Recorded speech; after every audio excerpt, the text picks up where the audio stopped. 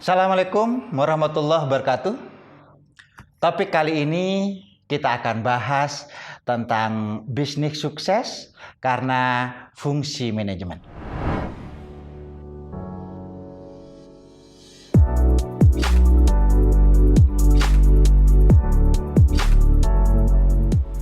Sahabat muda, fungsi manajemen dominan ini penting bagi usaha mikro, kecil, dan menengah.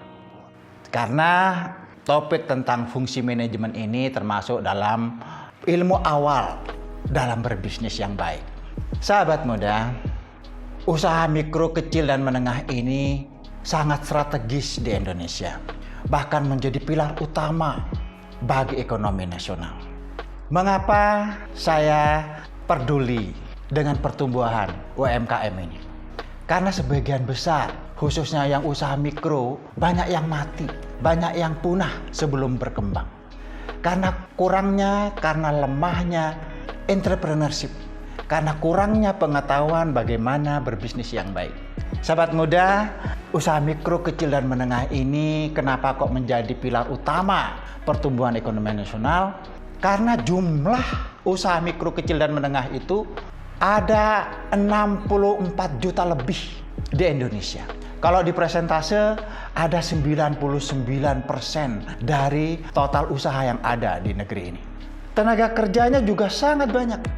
Tenaga kerja yang melekat dan yang bekerja di usaha mikro, kecil, dan menengah ada 120 juta lebih. Kalau di persentase 97% dari tenaga kerja yang bekerja di Indonesia. Sehingga pertumbuhan UMKM ini, usaha mikro, kecil, dan menengah ini akan membuat ekonomi nasional menjadi bagus. Karena pertumbuhan UMKM ini akan sangat menentukan pertumbuhan ekonomi nasional. Oleh karena itu, mudah-mudahan pemerintah terus memberdayakan dan memperhatikan UMKM kita. Dan saya sebagai akademisi, tugasnya untuk memberikan penguatan di bidang entrepreneurship. Sahabat muda, fungsi yang pertama yang membuat bisnis itu sukses adalah fungsi perencanaan. Perencanaan ini sangat penting. Banyak bisnis gagal karena nggak punya rencana yang baik. Bisnis itu menjadi tumbuh berkembang, menjadi sukses karena bisnis itu lebih baik dari yang lain. Bisnis yang lebih baik dari yang lain tentu butuh perencanaan yang baik pula. Bagaimana merencanakan bisnis yang baik itu? Bisnis yang baik itu harus merumuskan sebuah ide bisnis yang lebih baik dari yang lain. Tentu ini membutuhkan pengetahuan yang luas, butuh worldview yang banyak. Perencanaan bisnis akan menentukan sukses tidaknya bisnis ke depan. Coba kita lihat, bisnis yang strategis misalnya selalu dilahirkan dari analisis internal dan eksternal.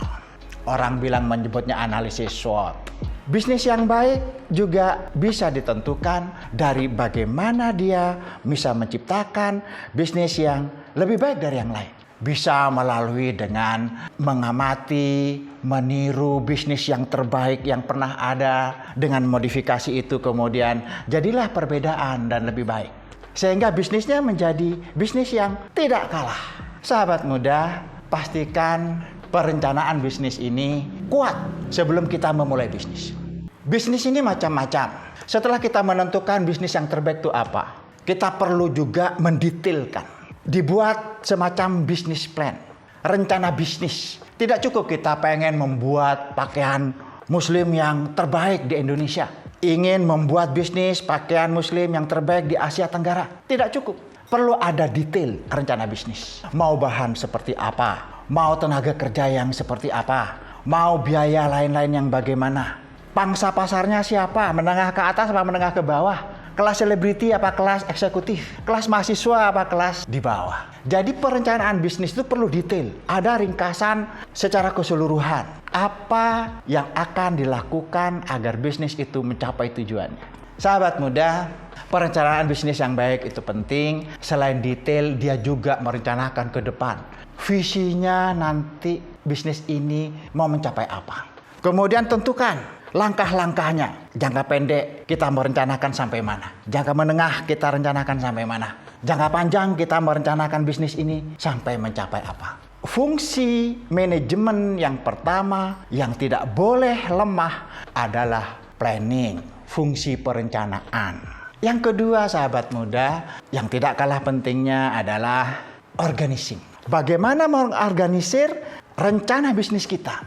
Tentu kita tidak bisa mengerjakan bisnis kita sendirian. Kita butuh teamwork yang kuat. Teamwork yang lemah akan membuyarkan semua rencana yang bagus. Teamwork harus kuat. Siapa mengerjakan apa, itu harus sesuai dengan keahliannya. Barang siapa yang tidak memberikan pekerjaan kepada ahlinya, maka tunggulah kegagalannya. Sahabat muda, siapa mengerjakan apa harus sesuai dengan keahlian masing-masing. Yang bagian kasir, yang bagian accounting, yang bagian keuangan, yang bagian marketing, yang bagian produksi. Itu ada pembagian tugas sesuai dengan kompetensi masing-masing. Walaupun semuanya itu adalah satu teamwork mencapai tujuan bisnis kita.